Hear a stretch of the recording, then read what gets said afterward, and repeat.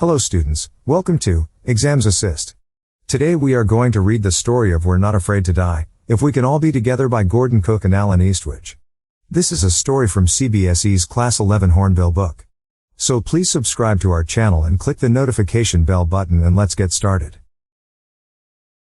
In July 1976, my wife Mary, son Jonathan aged 6, daughter Suzanne aged 7, and I set sail from Plymouth, England, to duplicate the round-the-world voyage made 200 years earlier by Captain James Cook.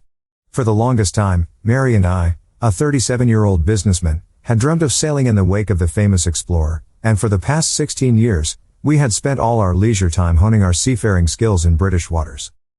Our boat Wavewalker, a 23-meter, 30-ton wooden-hulled beauty, had been professionally built, and we had spent months fitting it out and testing it in the roughest weather we could find.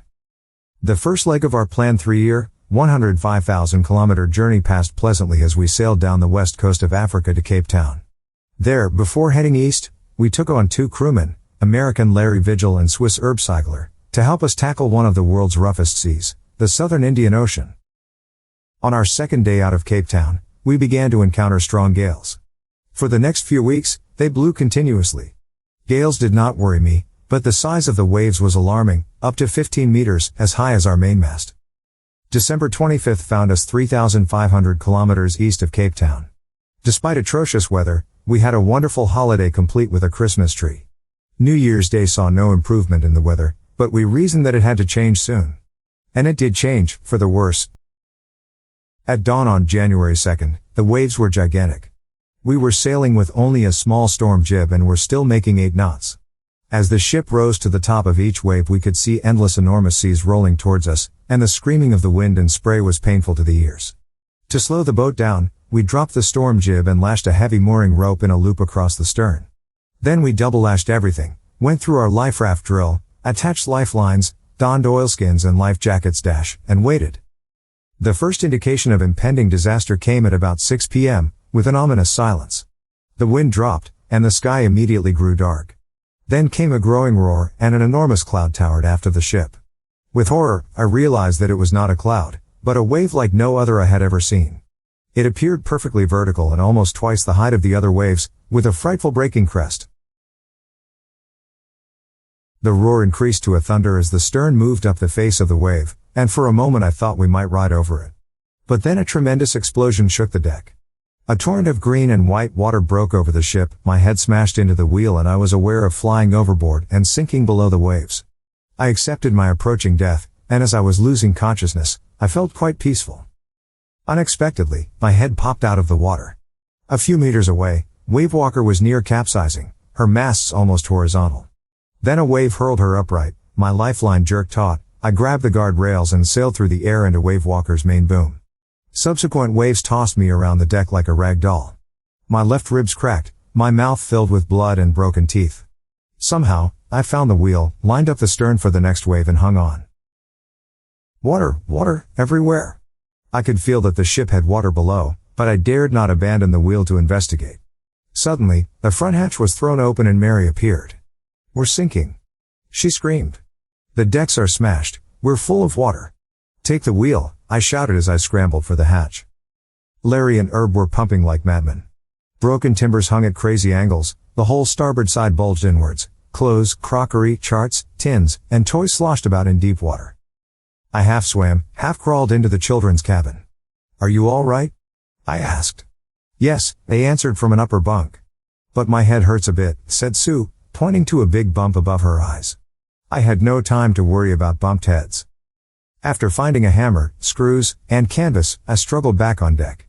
With the starboard side bashed open, we were taking water with each wave that broke over us. If I couldn't make some repairs, we would surely sink. Somehow I managed to stretch canvas and secure waterproof hatch covers across the gaping holes. Some water continued to stream below, but most of it was now being deflected over the side. More problems arose when our hand pumps started to block up with the debris floating around the cabins and the electric pump short-circuited. The water level rose threateningly. Back on deck, I found that our 2 spare hand pumps had been wrenched overboard, along with the forestaysail, the jib, the dinghies, and the main anchor. Then I remembered we had another electric pump under the chartroom floor. I connected it to an outpipe and was thankful to find that it worked. The night dragged on with an endless, bitterly cold routine of pumping, steering and working the radio. We were getting no replies to our mayday calls, which was not surprising in this remote corner of the world. Sue's head had swollen alarmingly, she had 2 enormous black eyes, and now she showed us a deep cut on her arm. When I asked why she hadn't made more of her injuries before this, she replied, "I didn't want to worry you when you were trying to save us all." By morning on January 3rd, the pumps had the water level sufficiently under control for us to take 2 hours rest in rotation.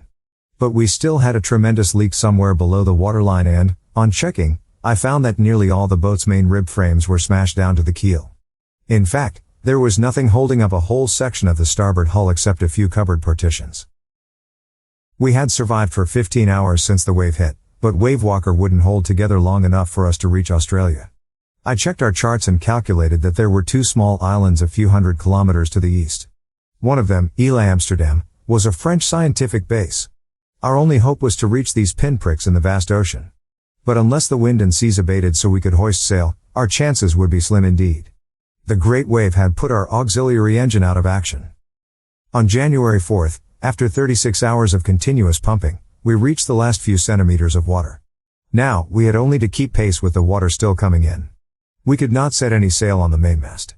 Pressure on the rigging would simply pull the damaged section of the hull apart, so we hoisted the storm jib and headed for where I thought the 2 islands were. Mary found some corned beef and cracker biscuits, and we ate our first meal in almost 2 days. But our respite was short-lived. At 4 p.m. black clouds began building up behind us. Within the hour the wind was back to 40 knots and the seas were getting higher. The weather continued to deteriorate throughout the night, and by dawn on January 5th, our situation was again desperate. When I went in to comfort the children, John asked, "Daddy, are we going to die?" I tried to assure him that we could make it. "But Daddy," he went on, "we aren't afraid of dying if we can all be together, you and Mummy, Sue and I." I could find no words with which to respond, but I left the children's cabin determined to fight the sea with everything I had. To protect the weakened starboard side, I decided to have 2, with the undamaged port hull facing the oncoming waves, using an improvised sea anchor of heavy nylon rope and 2 22-liter plastic barrels of paraffin. That evening, Mary and I sat together holding hands, as the motion of the ship brought more and more water in through the broken planks. We both felt the end was very near. But Wavewalker rode out the storm, and by the morning of January 6th, with the wind easing, I tried to get a reading on the sextant. Back in the chart room, I worked on wind speeds, changes of course, drift and current in an effort to calculate our position. The best I could determine was that we were somewhere in 150,000 kilometers of ocean looking for a 65-kilometer wide island. While I was thinking, Sue, moving painfully, joined me. The left side of her head was now very swollen and her blackened eyes narrowed to slits. She gave me a card she had made.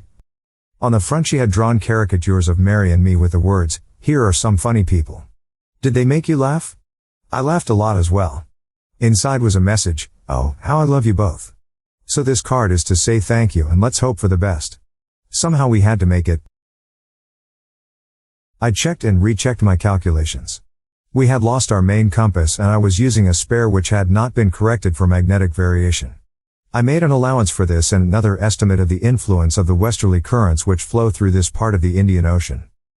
About 2 p.m., I went on deck and asked Larry to steer a course of 185 degrees. If we were lucky, I told him with a conviction I did not feel, he could expect to see the island at about 5 p.m. Then with a heavy heart, I went below, climbed on my bunk and amazingly, dozed off. When I woke it was 6 p.m. and growing dark. I knew we must have missed the island, and with the sail we had left, we couldn't hope to beat back into the westerly winds. At that moment, a tousled head appeared by my bunk. "Can I have a hug?" Jonathan asked. Sue was right behind him. "Why am I getting a hug now?" I asked. "Because you are the best daddy in the whole world, and the best captain," my son replied. "Not today, John, I'm afraid." "Why, you must be," said Sue in a matter-of-fact voice. "You found the island." "What?" I shouted. "It's out there in front of us," they chorused, "as big as a battleship." I rushed on deck and gazed with relief at the stark outline of Ile Amsterdam. It was only a bleak piece of volcanic rock, with little vegetation, the most beautiful island in the world. We anchored offshore for the night, and the next morning all 28 inhabitants of the island cheered as they helped us ashore. With land under my feet again, my thoughts were full of Larry and Herbie, cheerful and optimistic under the direst stress, and of Mary, who stayed at the wheel for all those crucial hours.